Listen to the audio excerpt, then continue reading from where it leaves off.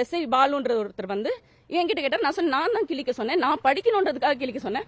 வெளியே மீடியா இருந்தாங்க, எனக்கு அன்னீசியா அந்த வெளியே வரதுக்கு, அதனால நான் தான் தம்பியை கிழிக்க சொன்னேன். இல்ல நீங்க அதை சொல்லாதீங்க, நான் தான் கிழிக்க. இதுல என்ன பயம் இருக்கு? நீங்க சர்வ் பண்ணிட்டீங்க. சம்மன் வந்து எங்களுக்கு தானே, மீடியா மூலியமா என் கணவருக்கு தெரிஞ்சுக்கிறதுக்கா இல்ல மீடியா இந்த உலகத்துக்கு காட்டுறதுக்கா சம்மன் அசிங்கப்படுத்துறீங்களா? எங்க அவர் மக்களுக்காக நேர்மையா, நான் வந்து அழுத்தி சொல்றேன், நேர்மையான ஒரு தலைவர், எதுக்கும் அஞ்சாத ஒரு தலைவர். அவரு எவ்வளவு வழக்க பாக்குறாரு அவரு. நாங்க எங்களுக்கு என்னங்க பயம்?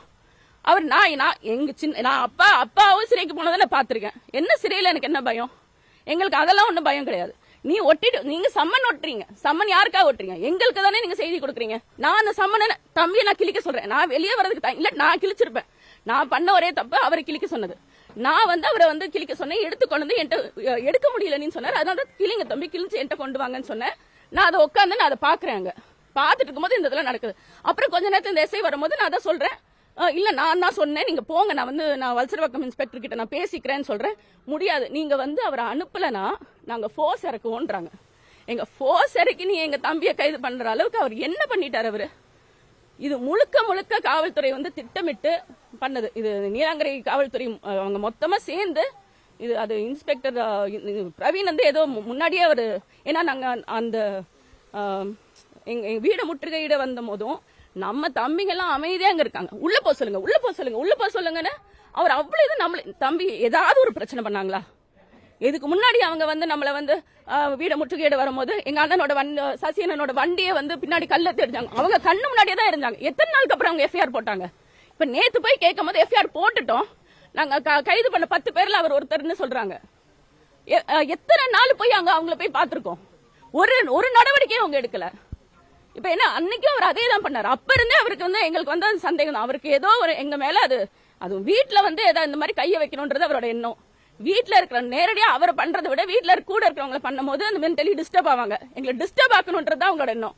நான் சுத்தமா எதிர்பார்க்கல. அதே மாதிரி காவல்துறை மேல நம்மளுக்கு ரொம்ப அதிக மரியாதை இருக்கு. இவங்க இவ்வளவு இப்படி நடந்துக்குவாங்கன்ற எண்ணமே எங்களுக்கு கிடையாது. நாங்க யோசிக்கவும் இல்ல. இதுக்கு முன்னாடி சம்மன் கொண்டு வந்திருக்காங்க, மரியாதையா பேசுவாங்க, கொடுப்பாங்க, அவர்கிட்ட கையெழுத்து வாங்குவாங்க. இப்படிதான் நடந்திருக்கு. தவிர ஒட்டிட்டு போனதே எனக்கு முதல் விருப்பம் கிடையாது. நான் வீட்டுல இருக்கேன், இல்ல என்கிட்ட சொல்லிட்டு அவங்க ஒட்டிட்டு போயிருக்கலாம். யாருமே வீட்டுல இல்லாத வீட்டுல அவங்க ஒட்டிட்டு போன மாதிரி ஒட்டிட்டு போயிட்டாங்க.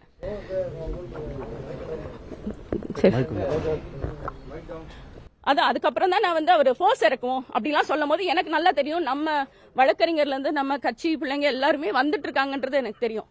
எனக்கு இதை வந்து அவங்க சென்சிடைஸ் பண்ணணும், 2 பேருக்குள்ள ஒரு பிரச்சனையை உண்டாக்கி நம்ம பிள்ளைங்களை கைய வைக்கணும்ன்றது அவங்க முடிவு எடுக்கிறாங்கன்னு தான் எனக்கு தோணிருச்சு.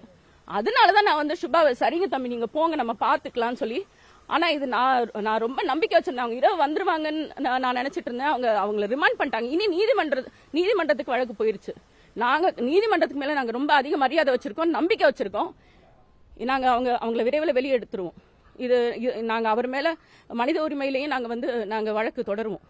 பிரவீன் பண்ணதுக்கு அவர் வந்து ஒரு எக்ஸ் சர்வீஸ்மேன், அவர் மேல அப்படி அவங்க கையாண்டிருக்கவே கூடாது.